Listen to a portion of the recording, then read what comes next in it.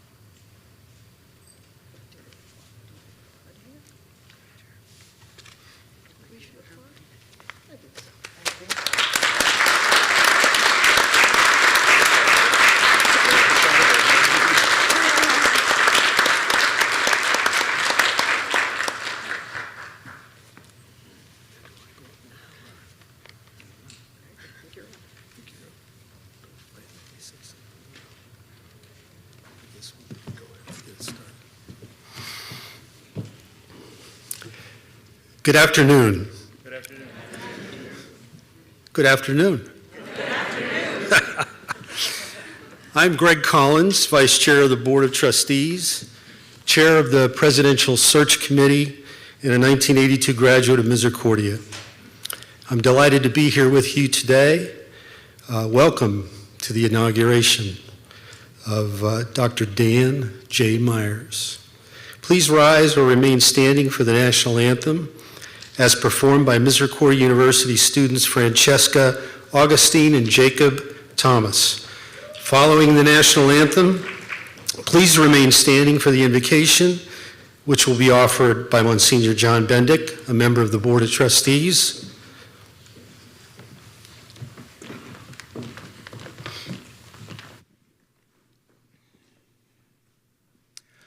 Oh, say, can you see by the dawn's early light what so proudly we hailed at the twilight's last gleaming, whose broad stripes and bright stars through the perilous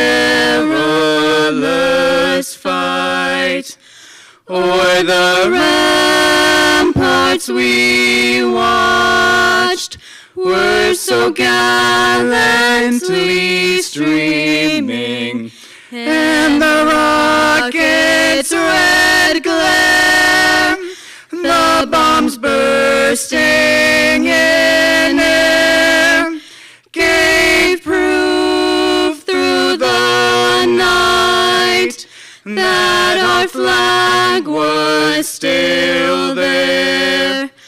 Oh, say, does that star-spangled banner yet wave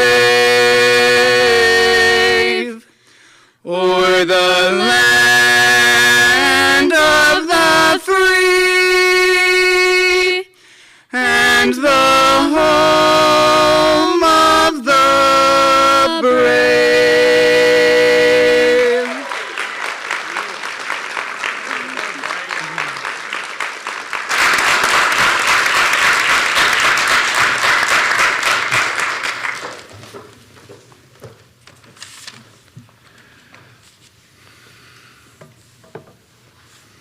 And now, acknowledging that God is always in our presence, let us bow our heads in prayer.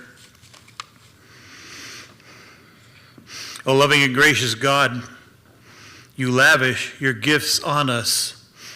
You challenge us to use our talents in the service of others. We ask your blessing upon our new president, Dr. Daniel Myers. For the past 10 months, he has served us by embracing the charisms of the founding Religious Sisters of Mercy. He has demonstrated his commitment to extend hospitality, promote justice, be of service, and do all this with a heart of mercy. He has shown a sincere respect for every segment of our campus community. He has faced many challenges, all with a spirit of collaboration and integrity. He could not have done any of this if he did not get up early for a 5K daily jog around our campus and our town. And of course, he could not lead us well without the strength of your grace. He asks for our prayers, that he may always know your presence in his life and be empowered with the spirit of your love. We seek your blessing on the entire Misericordia community, our faculty, our administration, our staff, our students, our alumni, our trustees, and our benefactors, that we may always be supportive of our president, Dr. Myers. And we ask this blessing in the name of the Father, and of the Son, and of the Holy Spirit. Amen.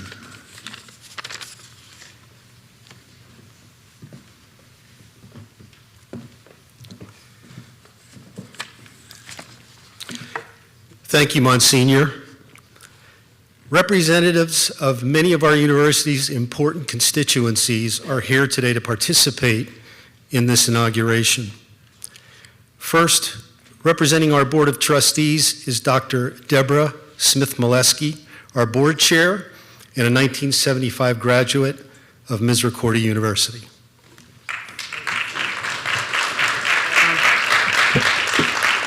Please have a seat. Thank you. Not that the comments will be that long, but please have a seat and relax. Okay. Good afternoon, Bishop Embera, fellow trustees, Sisters of Mercy, Dr. Myers, honored guests, family and friends, students, faculty, and staff.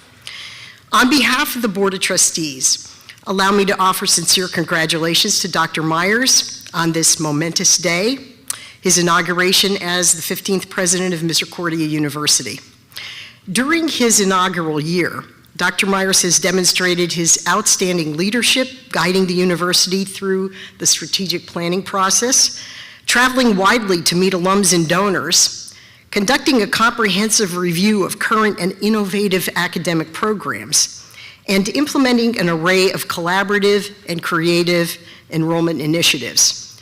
The board is confident that Dr. Myers will continue to provide the leadership and empowering vision necessary to achieve our future institutional goals.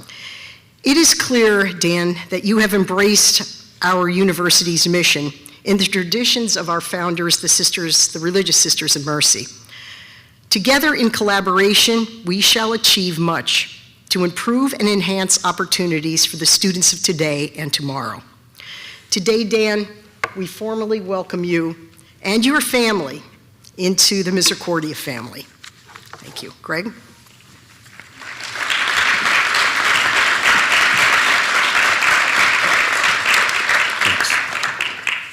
Thank you, Deb. Now it is my pleasure to introduce Mr. Michael Schlosser, President of the Student Government Association and a Senior Government, Law, and National Security major at Misericordia University. Michael?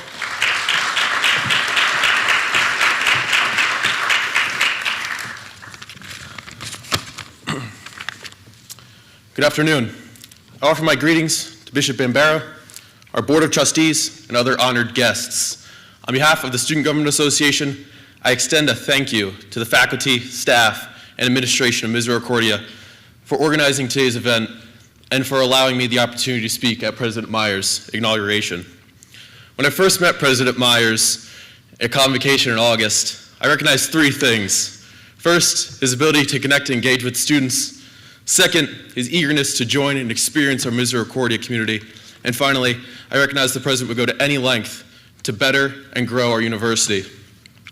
I've had the privilege and honor to both work and interact with President Myers, from collaborating on strategic planning committees to sharing a table with the President at the holiday dinner. I've gained valuable knowledge and guidance with each time we've met. Although I'm graduating in May, I'm confident that President Myers will make further improvements to our already great university, and that he will continue to share all Misericordia has to offer on TikTok and Twitter. Thank you again, and congratulations, President Myers.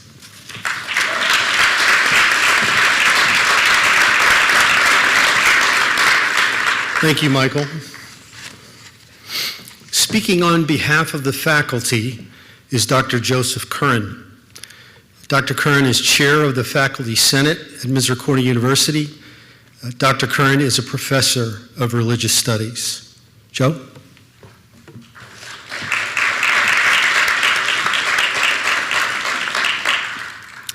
Members of the university community and honored guests, it's my honor and pleasure to formally welcome Dr. Myers to the university as president and congratulate him.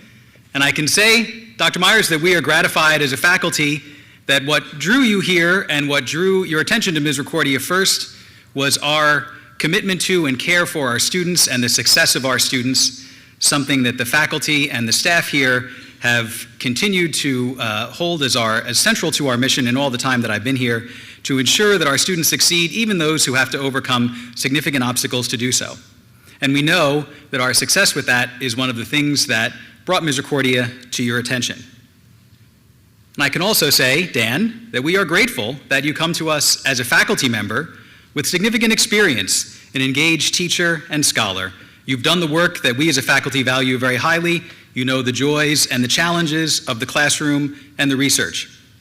And so you'll understand that we hope that you will have the opportunity to teach here to enjoy the gift of working with our students in that way.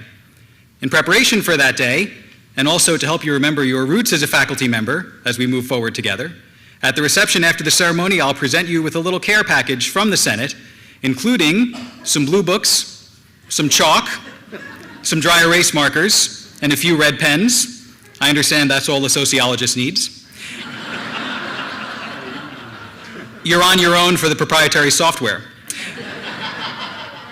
We look forward to working with you not only to find better ways of doing the good things that you know we already do, but also to find some new ways and some new good things to do together. Thank you for your commitment to us, and welcome to Misericordia.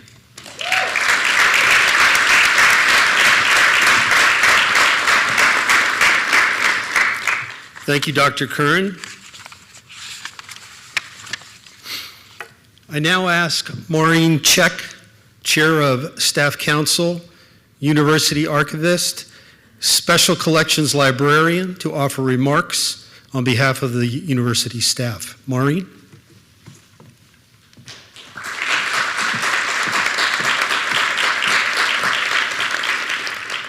Welcome, President Myers, members of the board, administration, alumni, faculty, staff, students, and guests.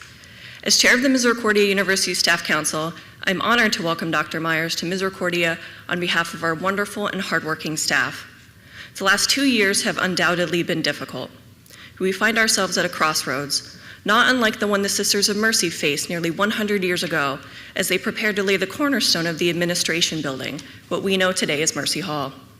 After years of setbacks, the dream of Misericordia was about to happen. They had faced loss, a pandemic, war, and financial hardships. And I imagine they approached that time as we do now, with some solemnity and even more hope.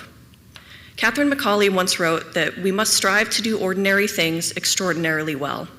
Misericordia was built on the extraordinary idea of mercy, and we are so named Heart of Mercy. And what is mercy if not hope? Hope for a better present and an even better future. Catherine McCauley also wrote that a good beginning is of great importance. Dr. Myers, Misericordia's staff looks forward to your leadership and vision as we begin our next extraordinary chapter. Thank you.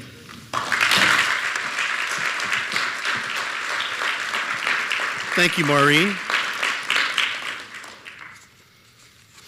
At this time, I'm very delighted to invite Christelle Patrice, incoming president of the Alumni Association Board of Misericordia University. Christelle is a 2013 graduate of Misericordia with a degree in government, law, and national security. Christelle.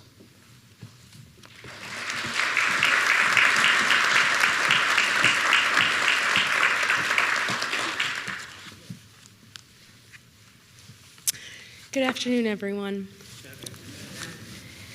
Dr. Myers, trustees, faculty, staff, alumni, and honored guests.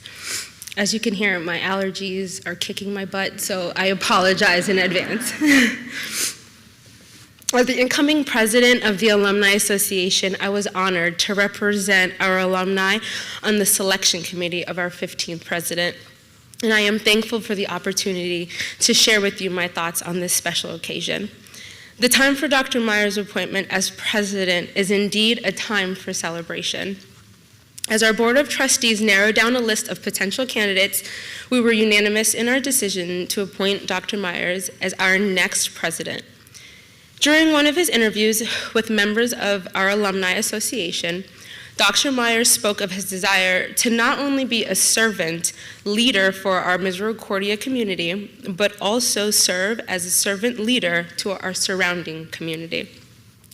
Our mission is clear today, as it was the day our university opened its doors. To be a university that develops students who are warm-hearted, competent in mind and body, and who are also compassionate leaders in their community and their professional careers.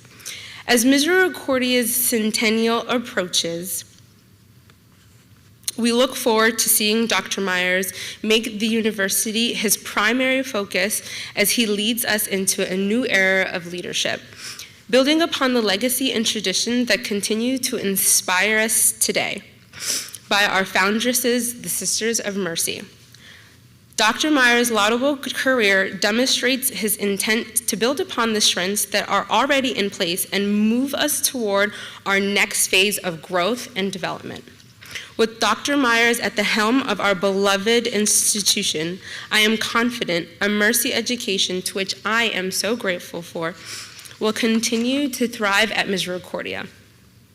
We, the Board of Trustees, and our dedicated faculty and staff look forward to working with you, Dr. Myers, to ensure that the legacy of our charisms continue at Misericordia University. Dr. Myers, on behalf of Misericordia University Alumni Association, I welcome you as our 15th president, and I wish you much success in your tenure as our institution's new leader. Thank you.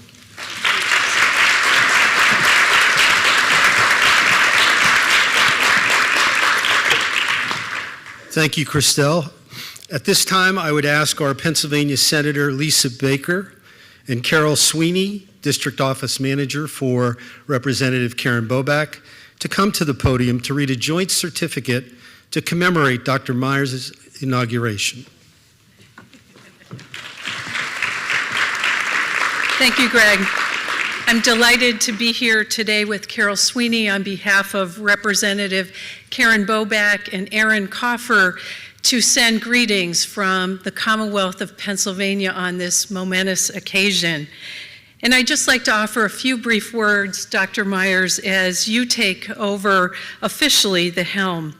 Misericordia University has a record of sustained excellence over the last 98 years. This fine reputation comes the old-fashioned way because it's been earned, and it's something that you will continue to cherish and earn.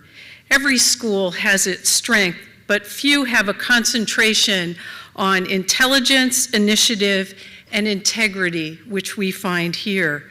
We are fortunate to have committed instructors, capable leaders who are continuing the quality of programs and the consistency of student performance. The mission recognizes that success depends on the ability to compete, the willingness to collaborate, and the recognition of the importance of giving back. So it is a high compliment to our area when people want to bring their talent and leadership skills. Individuals who take a look around and see opportunity, those who are willing to offer an infusion and a fresh perspective and energy. And we surely have gotten that with Dr. Dan Myers. And I'm not just talking about his daily mini marathons. There is no single profile that qualifies an individual to lead a school, but this installation affirms that the search resulted in finding us, a good person, a masterful educator to serve as our next president. And we are encouraged by the spirit of devotion that clearly signals a bright future ahead for Misericordia University. And with that, we offer a warm congratulations on behalf of the men and women of the Senate. Now I'll turn it over to Carol. Good afternoon. It's an honor to be here this afternoon.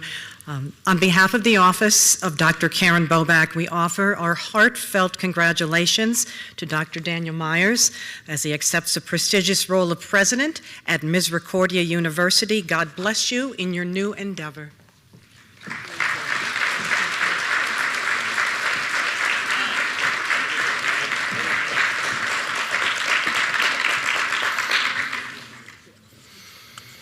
Thank you. Sister, okay. On behalf of the Conference for Mercy Higher Education, I present Dr. Julia Cavallo, Executive Director of CHME. Julia.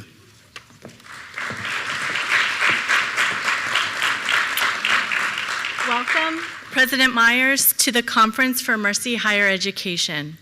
The conference supports, coordinates, facilitates the Ministry of Higher Education on behalf of the Sisters of Mercy of the Americas at its 17 Mercy colleges and universities, of which Misericordia is one. The conference works to preserve and develop the core Catholic identity and mission of Mercy Higher Education in accord with the spirit, mission, and heritage of the Sisters of Mercy.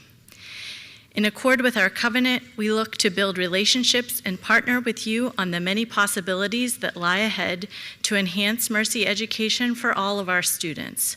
We look forward to working with you in pursuit of our shared mission. Congratulations.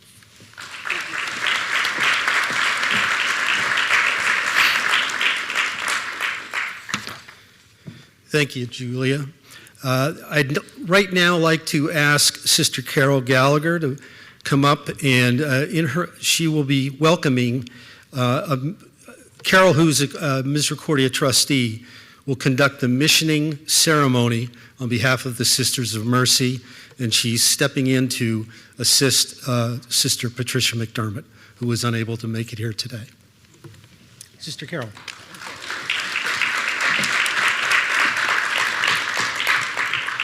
Good afternoon, everyone. The constitutions of the Sisters of Mercy, our rule of life that describes who we are and what we do, says this about the importance of Misericordia University. As Sisters of Mercy, we sponsor institutions to address our enduring concerns and to witness to Christ's mission. Within these institutions, we, together with our partners in ministry and those we serve, strive to model justice and mercy and to promote systemic change according to these ideals. Since the founding of the Sisters of Mercy by Catherine Macaulay in Dublin, Ireland in 1831, education at all levels has been a hallmark and continues today as one of our enduring concerns. Misericordia University honors its strong foundation in the Mercy tradition, its passion and commitment to education, delivered through a community built on strong core values, provides a mission-focused path for the university. Misericordia University accepts the responsibility necessary to continue to meet the challenges ahead, to show example, to show mercy, to live lives of service for others.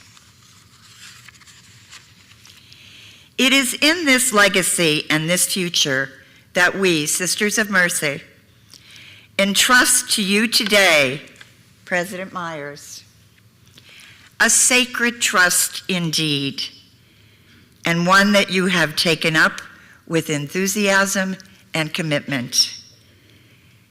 And so, in the name of the Sisters of Mercy and of the Conference for Mercy Higher Education, I invite you to join me and respond to this moment of missioning.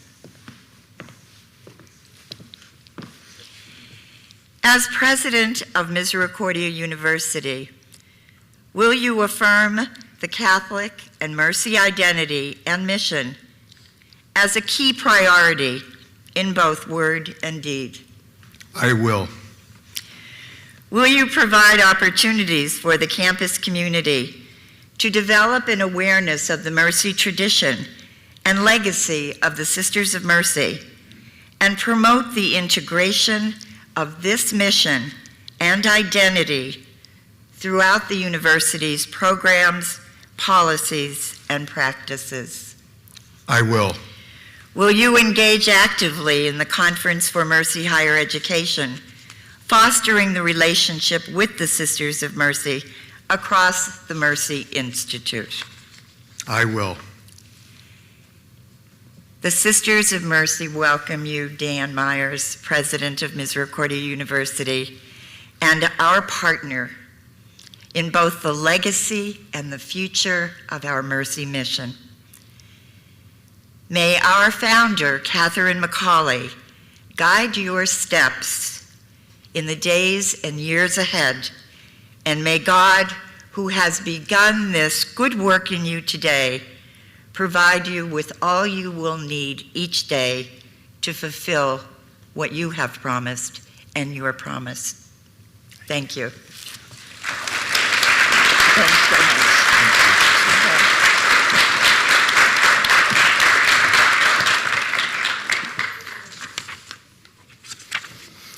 Thank you, Sister Carol. I would now ask our board chair, Dr. Deborah Smith-Molesky, to return to the podium for the presentation of the chain of office. Should we do it on this side? Right. Okay.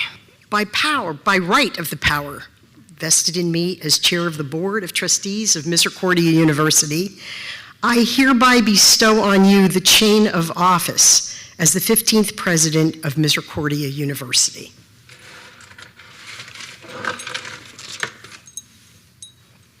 This is not a ball and chain.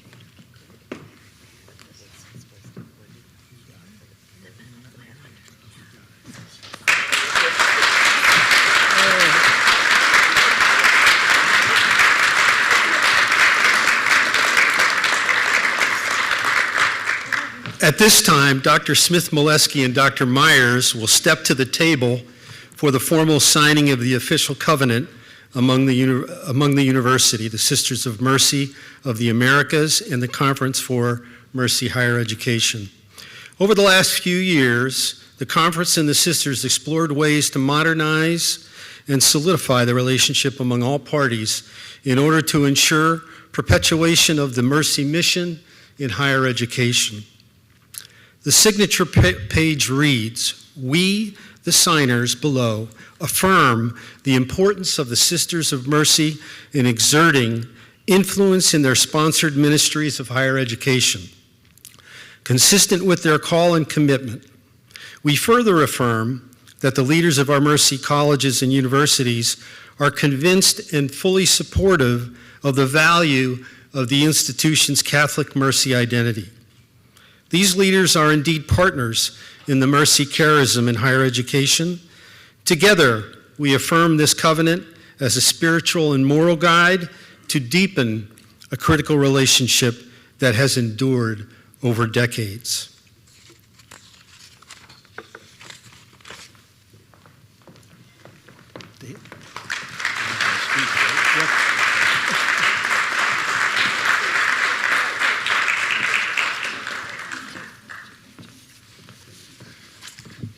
I feel pretty fancy right now. Good afternoon, everyone. It is a real pleasure to be here with you today and to welcome all of our visitors to Misericordia's campus.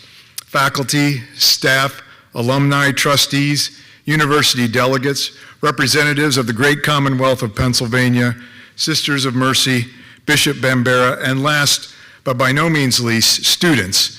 It is a genuine thrill to be together with you in person.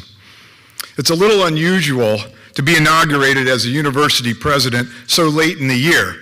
I believe today is technically my 295th on the job. But along with the many other effects that COVID has had on our lives, it has also delayed many events, especially ones where we want so badly to gather together.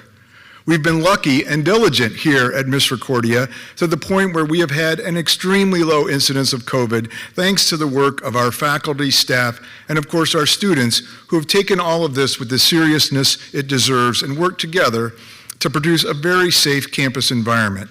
Because of that diligence, we are able to be here together today, and I want to thank all of you for making that possible.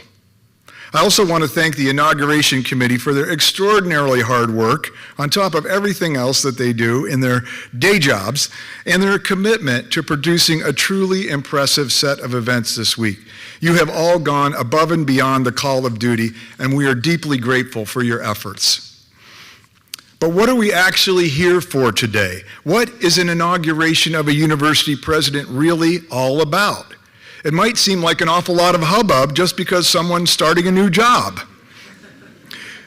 In 2005, at the time of the last presidential transition at the University of Notre Dame, I was attending one of the many inaugural receptions honoring the new president, Father John Jenkins. At one of the celebrations, I had the opportunity to chat with Father Ted Hesburgh, truly one of the most storied and important university presidents in history. We were marveling at the extensive fanfare of the inauguration, and he said, "You know what my inauguration was, Dan? Father Ed came up to me at dinner one night and said, 'Here's your office key, get to work.'" There's a big part of me that resonates with Father Ted's view. After all, that is why I'm here. I've got a job to do, and there's something to be said about just getting to work. But of course, there are also good reasons to pause at moments of transition, to take stock, to think about who we are, to recognize the efforts of those who have come before, and to envision our future together. So let's do a little bit of that together here today. At the typical time of an inauguration, we might start by getting to know the new president a little bit better. When a new leader arrives, many people have reasons to have questions about who is this new president, the person who is going to provide direction and wield the rudder of our collective boat. What are his values? What are his aspirations for the university? How is he going to do his work? What kind of relationship are we going to have with him as a colleague, as a leader, and as a person? Those are all good questions, but because I've already been around for almost a year now, you probably have a decent sense of some of the answers, at least compared to the moment of a typical inauguration. In the past year, I've had literally hundreds of meetings with people on campus and off. You've learned a lot about me, and I've learned a lot about you as well. I've learned, for instance, that this university is deeply committed to its mission and to the mercy charisms, and I hope you have come to realize how strongly that mission resonates with me as well. Indeed, it was that palpable commitment to mission that brought me to Misericordia. The reality is that 2 years ago, I really did not know much about Misericordia University. I was writing a book about colleges and universities' success at getting their students through to graduation. Some of the schools have extremely high graduation rates, while others have a lot more trouble with students getting to the degree, and I wanted to understand why. One of the realities of higher education is that students who have resources and other kinds of advantages are going to get through college at a very high rate. If they have money and they have had access to excellent education before they get to college, they are very likely to finish on time. Many colleges that have high graduation rates aren't really doing anything special then. They just have high rates because their student bodies are full of privileged students who have every advantage that will help them succeed. What I wanted to do in my book was to find the schools that did well, not just with privileged students, but also with those who faced bigger challenges as they tried to get their college degrees. So I devised a method for doing that, and I was able to project from the privilege markers in each school's student body what their graduation rate ought to be based on those privilege factors. And then I looked at their actual graduation rate and compared. Some of them were beating the odds, getting their students to the finish line at a much higher rate than would have been predicted. Others were falling short and were not even living up to the potential of their student bodies. I ran every university in the country through the system and ranked the schools. Do you know what school was number 2, the second best record in the entire country? It was this place called Misericordia University. Not only that, but the one school that beat them out was a state school. And so Misericordia turned out to be the best private school in the country. Their graduation rate was 21 points higher than would have been predicted by the characteristics of their student body. That is a stunning record. I had to ask myself, what was going on at that place?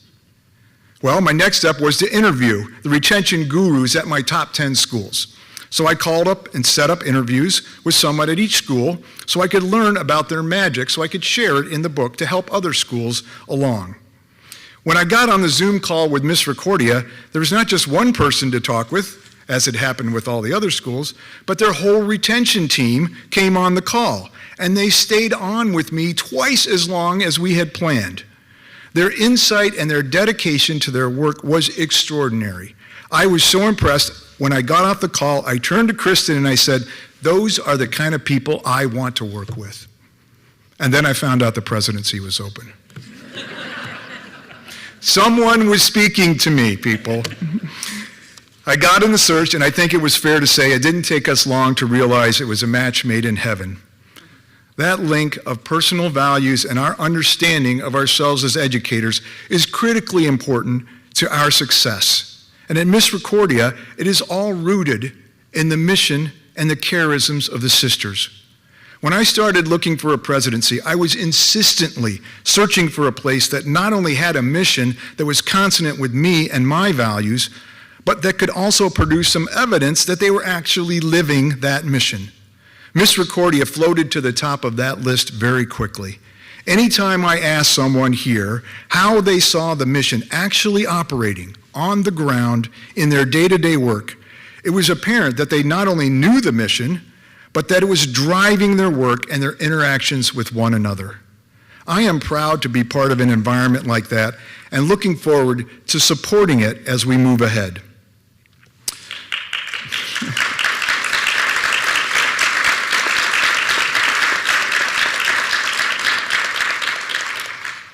A second purpose, that applause is perfectly timed, I gotta tell you.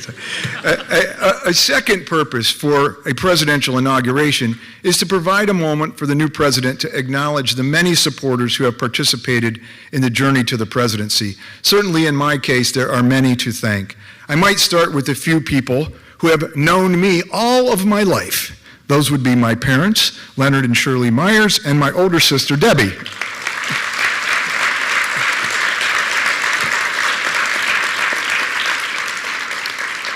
My sister, Joy Bell, comes in close behind, having missed only about 1.5 years of my life, so she's here too. These people have given me so much. This is where. So much. But especially, I'd say my dad gave me idealism, a belief that we can do good in the world. My mom gave me many lessons in persistence and working through the hard times. My sister Deb always demonstrated the importance of having true passion for the important things in life. And Saint Joy Bell, that's right, Saint, has a seemingly endless capacity to care for others. And then there are the people in my life who have known me not all of my life, but all of their lives. My son and daughter, Micah and Michaela. They have taught me the joy of living in so many different ways from the beginning of their lives until this very day. And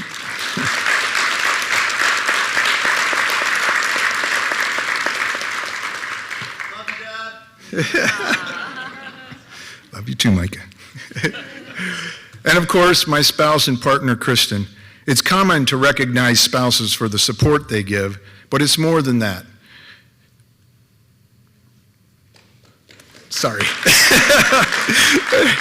She has, in so many ways, invested her life in mine, and I am humbled and grateful for that gift.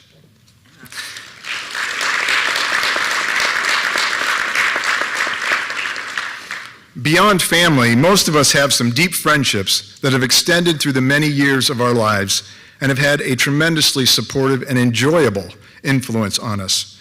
Some of my greatest friendships are embodied in the group of guys that makes up my band, Quest, who you will have an opportunity to hear tonight. We started playing music together over 40 years ago, yes, in 8th grade, and it's... We have a tape if you want to hear it. It's something of a miracle that we're still doing it today. Rod, Brian, Jack, and Tom, thank you not only for being part of this celebration, but for the deep and abiding brotherhood that characterizes who we are as a group. You are all much more to me than just bandmates.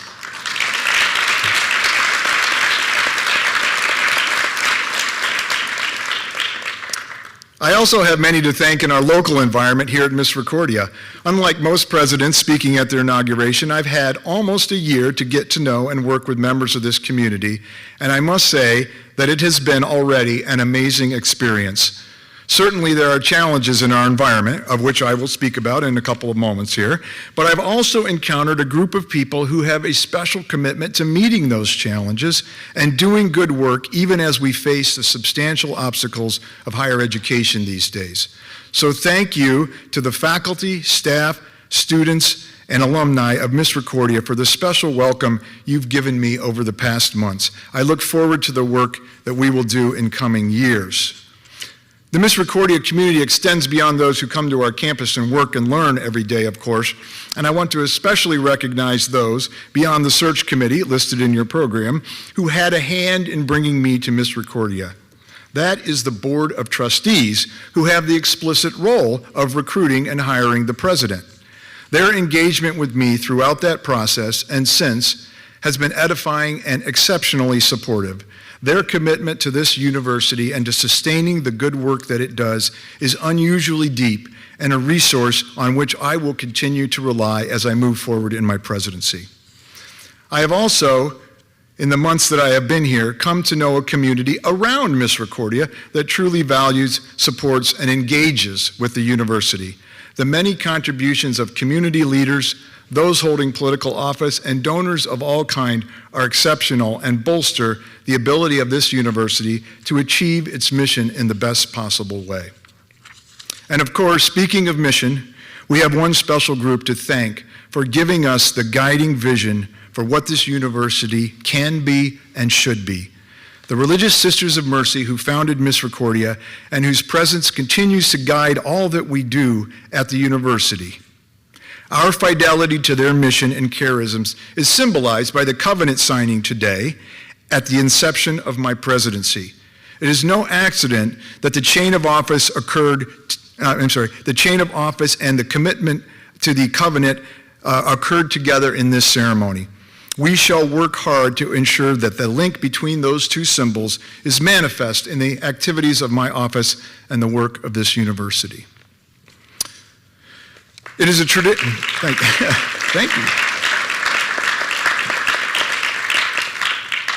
It is a tradition in inauguration speeches to recite a series of acknowledgments, and it is important to do because we do not act alone or achieve much of anything in isolation. We all stand on the shoulders and the work of those who have come before us and depend on the support of others who enable our accomplishments. But it is more than a perfunctory ritual of gratitude in this case, especially because the theme of my comments today is about the power of shared experience, of working together, of mutual support, of recognizing our common plight and developing and living a shared vision for our work and our future. The act of acknowledging the connection of my family, friends, colleagues, and community, past, present, and future, not only recognizes and honors the ties that connect us, but draws those connections together to produce a superordinate resource, a power to forge forward and meet the challenges ahead. And those challenges are formidable, make no mistake. Certainly, COVID has produced unprecedented difficulties for all kinds of enterprises across the globe, and higher education is no exception. Hundreds of thousands of jobs have been lost in colleges and universities in the United States, and the financial challenges of keeping everything running while managing COVID have been difficult, to say the least. But COVID didn't produce all of the problems that higher education faces. Generally speaking, costs are up and enrollments are down. There are fewer and fewer students graduating from high schools in the United States, and the competition for them is fierce. More people are questioning the value of a college education and whether it is really worth the bill. Challenges with free speech, mental health, and just plain fatigue abound. Put all that together, and you might start to wonder why someone would agree to take on a college presidency. That is why I think it is fitting at the time of an inauguration to pause for a moment and ask ourselves just what it is we are trying to do in the field of higher education. Who are we trying to serve? What contributions can we make to the lives of our students and to the communities where we are planted? How can we make sure our students get enough value from their experience to be worth what they are putting in? Those are some really important questions, and they aren't just for Misericordia. They are for all of us here who have invested our lives in education. I am pleased to say, however, that at least in some respects, Misericordia is a model for higher education. And the reason it is a model goes back to its mission and fidelity to that mission. You see, in a very important way, Misericordia knows itself.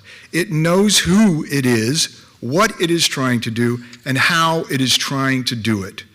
This past year, we have been engaged in a number of collective thinking processes on our campus. For one, we have been developing a new strategic plan that will lay out a map of our efforts to grow and improve over the next 5 years. Separate from that, we also engaged in a campus-wide exercise to refresh our mission statement, which really asked us to define succinctly and clearly who we are, what we are trying to do, and who we are trying to serve. A third effort engaged yet another group in an exercise to develop what marketers would call a brand for the university. This was yet another way of asking us to think about who we are and how to represent that to the world. What was most striking to me about these three exercises was the mellifluous consonance of the output they produced. A small set of common themes emerged, and all of them beautifully reflected our purpose, to lift students up to a new plane of knowledge, understanding, and commitment to serving others. These themes were common to all of the many conversations that produced the strategic plan, the mission statement, and the brand. Truly, we have a solid and coherent foundation on which to build. That foundation is rooted in the charisms of the Sisters of Mercy. And although I don't need to recite them for the members of the Misericordia community, for the sake of those for who they might be less familiar, the charisms are mercy, service, justice, and hospitality. Now, one could write a dissertation about the deep and abiding meaning of each of those terms. And one of our goals as a university is to produce a robust and ever-expanding encounter with those charisms. But briefly, I'll just say that mercy means to allow our compassion and love to ease the pain of others. Service means selfless action to address the needs of our broad community. Justice means acting with fairness and pursuing equitable relations. Hospitality means opening our world up to others in ways that respect their dignity and uniqueness. Now, something I would ask you to notice about all of those four values is that they fundamentally involve our relationships with others. These charisms ask us to constantly be in touch with the perspectives, experiences, and situated lives of people to whom we are connected and for whom our actions have consequences. They ask us to move in the world in ways that recognize how we are impacting others and attempt to make that impact a positive one. In effect, the charisms recognize that we are at our best when we see our connections to others, when we realize we are all in the same boat and coordinate our existences in ways that benefit all. Recently, the chair of our Board of Trustees, Deb Smith-Molesky, recommended a book to me. That book was called Boys in the Boat, and it was the story of the 8-man, plus one for the coxswain, rowing team from the University of Washington that traveled to Nazi Germany for the 1936 Olympics, and against rather extraordinary challenges, took home the gold. The tale of that Olympics is a stirring one for many reasons, including the famous feats of Jesse Owens, and of this rowing team known as the Miracle Nine. But the book at its core is not really about the Olympics. Rather, it is about what the rowers called the boat. The boat was not a physical boat, however. It was the team, and more specifically, it was the camaraderie, the commitment, the caring, the love, and common identity that allowed the boys to act together in unison, to endure pain for the sake of the collective, and to achieve something that was beyond the sum of their individual abilities. The boat was the bond that tied them together and gave them the power to do something extraordinary. They began to realize that there is power in shared experience. There is power in connecting deeply with other people, and there is power in doing difficult things together. And that power not only took them to Olympic gold, but it held them together for the rest of their lives. If we are to be successful negotiating the rough waters ahead for higher education, we are going to have to find our boat. We must recognize the collective nature of the work we are doing in a deeper way than we have before. We are going to have to commit to the common good in a way that is pretty different from the prevailing values of the society around us. We are going to have to recognize the interconnected nature of everything we do. We are going to have to collaborate and coordinate in ways we never have before. There is great power in that purposeful collective synchronicity. And let me suggest to you very strongly that the way to develop that boat is by focusing on those mercy charisms. When we put mercy at the front of our reasoning, service at the core of our action, justice as our fundamental aim, and the openness and dignity of hospitality as our orientation to others, we will indeed form a boat that is able to not only persist through challenges, but also do great things that we could have only imagined as a set of disconnected and anomic individuals. And I don't mean only at Misericordia. I invite all of us in higher education to think about our big boat, our purpose of bettering lives as a collective educational enterprise, and to realize that we can achieve more through a complementary, collaborative approach, one that realizes that all our boats are really in one big boat, and that boat can lift all of us through our combined efforts. After the last 2 years of struggling under COVID, many of us are tired and demoralized, but now is the time when we can turn to face the future. And if we do so together, arm in arm, supporting those around us and drawing strength from the ties that bind, we can not just survive, not just succeed, but can excel, thrive, and flourish. May God bless you, and may God bless us as we leave here and face our future together. Thank you all for being here with me today.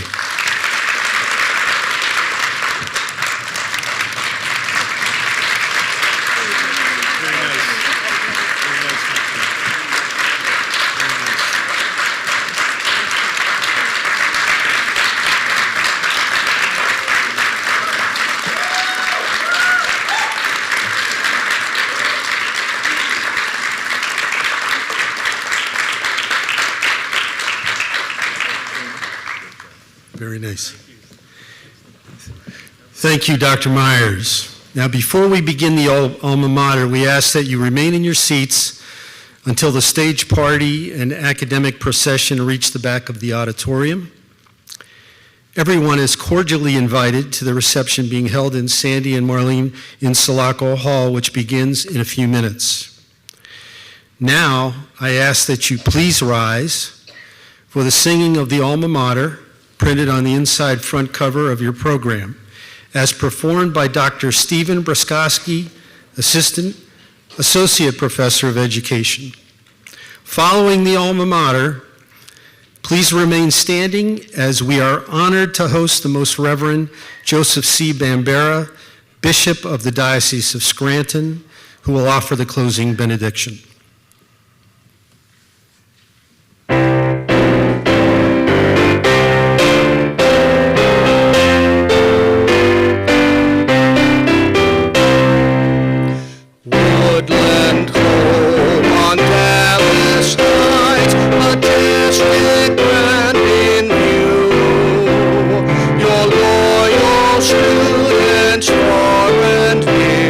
Proclaim their love for you.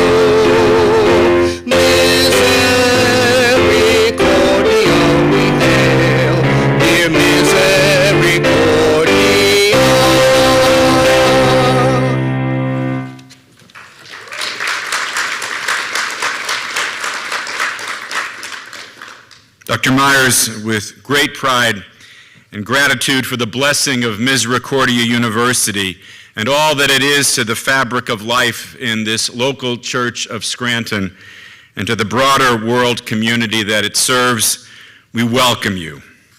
We pray that your tenure as president will be long, healthy, and fruitful, and that it will provide you with a personal sense of meaning and fulfillment. We pray as well that you will be given the wisdom and courage to build upon the rich Catholic and mercy tradition entrusted to you this day, and so continue to create a learning environment preparing students who will, in the words of Pope Francis, make a difference for good in our world. May you come to know this campus, northeastern Pennsylvania, and this local church as your home. We are blessed by your willingness to give voice and heart to the great mission of this university, particularly at a time when our world is so desperately in need of justice, respect for the human person, and peace. And so we pray. O God, in every age and season, in every time and place, you sustain and care for your creation by raising up women and men in your own image, filled with the wisdom to use well and wisely the gifts entrusted to their care. We thank you, O God, for the gift of Misericordia University, for its Catholic spirit, and for the unique blessing of its founders, the Religious Sisters of Mercy. We thank you, O God, for the educational experience of this university that challenges growth in mind and spirit.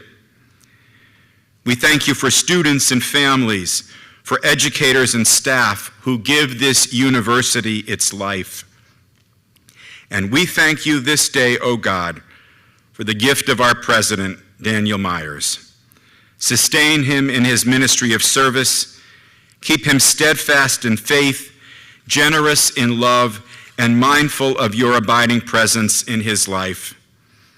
And watch over his family and help them to discover a welcoming home on this campus. All this we pray, O God, as we now humbly seek your grace. May the Lord bless you and keep you. May the Lord let his face shine upon you and be gracious to you. And may the Lord look upon you kindly and grant you peace. Amen.